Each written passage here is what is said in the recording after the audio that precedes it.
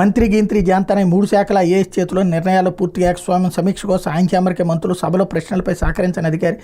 మంత్రుల సిఫార్సులు చల్లని కాసే. బడుగు మంత్రులంటే చిన్న చూపు. వార్డెన్ సైతం బదిలీ చేయించుకోలేని వైనం అంటూ ఎవరో ఒక మంత్రి గారి ఒక అధికారి ఎవరో ఇట్లా చేస్తున్నారన్నటువంటి కోణాన్ని హైలైట్ చేసుకొచ్చారు. లేకపోతే గొంతు మీద కాలేసి పిడిగుద్దులు. దళిత ఎంపీడీఓపై వైసీపీ మాజీ ఎంపీపీ దాడి. అన్నమయ్య జిల్లా గాలివీడులో దౌర్జన్యకాండ. ఎంపీపీ గది తాళాలు ఇవ్వనందుకు దాడి. హత్యకు యత్నించారని జవహర్ బాబు ఫిర్యాదు. నిందితుడు సుదర్శన్ రెడ్డి అనుచరులపై కేసు నమోదు. రాష్ట్రంలో దళితులపై వైసీపీ నేతల దౌర్జన్యాలు ఆగడం లేదు.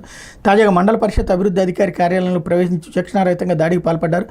గొంతు మీద కాలేసి తొక్కి పిడిగుద్దులు కురిపించారు. నానా దుర్భాషలాడారు. కులం పేరుతో దూషించారు. ఈ దారుణ ఘటన అన్నమయ్య జిల్లా గాలివీడు మండలంలో శుక్రవారం చోటు చేసుకుంది. వైసీపీ నేతలు బరితెగించడానికి కారణం ఏంటంటే ఎంపీపీ ఛాంబర్ తాళాలు అడిగితే వైసీపీ నాయకులకు తాళాలు ఇవ్వలేనమని, ఎంపీపీ వస్తే ఇస్తానని చెప్పడమే. గాలివీడు ఎంపీడీఓగా దళితుడైన జవహర్ బాబు పనిచేస్తున్నారు. శుక్రవారం మధ్యాహ్నం మాజీ ఎంపీపీ ప్రస్తుత ఎంపీపీ కొడుకు జల్లా సుదర్శన్ రెడ్డి ఎంపీపీ కార్యాలయానికి వచ్చారు. ఆఫీస్ తాళాలు కావాలని తన అనుచరులతో ఎంపీడీఓని అడిగించారు. తాళాలు ప్రస్తుతం తన వద్ద లేవని, అటెండర్ వద్ద ఉన్నాయని 15 నిమిషాలు ఆగమని జవహర్ బాబు బదిలిచ్చారు.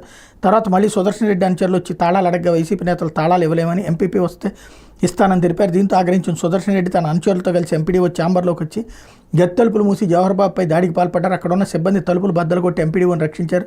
దాడిగట్టపై ఎంపీడీఓ మాట్లాడుతూ తన సుదర్శన్ రెడ్డి కుర్చీలో నుంచి కిందకు పడేసి గొంతు మీద కాలేసి తొక్కాడని, కర్రలో కుర్చీలతో కొట్టారని వెలిపిస్తూ పేర్కొన్నారు. అనంతరం స్థానిక ప్రభుత్వ ఆసుపత్రి వైద్యులు ఎంపీడీఓని పరీక్షించి ఆరోగ్యం నిలకడగలేదని, మెరుగైన వైద్యం కోసం 108 వాహనంలో రాయచోటి ప్రభుత్వ ఆసుపత్రికి అక్కడి నుంచి కడప రిమ్స్కి తీసుకెళ్లారు.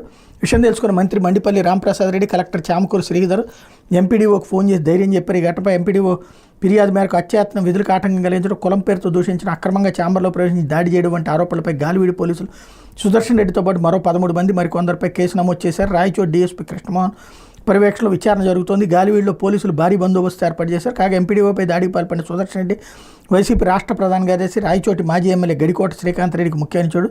ప్రస్తుతం ఇతను పోలీసుల అదుపులో ఉన్నాడని సమాచారం. కాగా ఎంపీడీఓ జవహర్ బాబుపై దాడిని ఏపీపీఆర్ గెజిటెడ్ అధికారుల సంఘం తీవ్రంగా ఖండించింది. పంచాయతీరాజ్ అధికారులకు తగిన భద్రత కల్పించాలని సంఘ నేతలు కేఎస్ వరప్రసాద్ వెంకట్రావు కోరారన్నటువంటి వార్తని హైలైట్ చేశారు. లేకపోతే ఆ గోడౌన్లతో సంబంధం లేదు అంటే